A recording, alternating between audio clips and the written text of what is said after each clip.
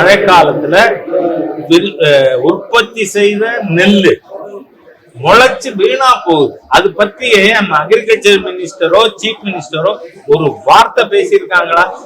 R you not responsible?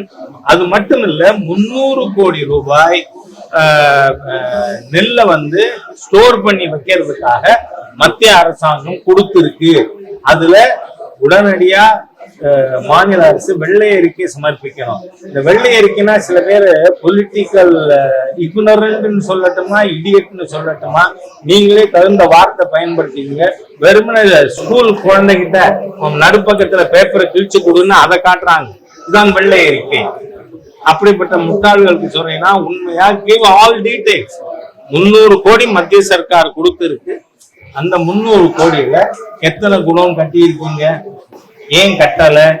அது மாத்திரம் இல்ல, தொடர்ந்து நமக்கு வருகின்ற புகார் பட்டியல் சமுதாயத்தினருடைய நலனுக்கு என்று for the welfare of SC and ST communities அதுக்கு கொடுக்கின்ற நிதிகள் ஆயிரக்கணக்கான கோடிக்கு திரும்ப அனுப்பி இருக்கு மாநில அரசாங்கம்.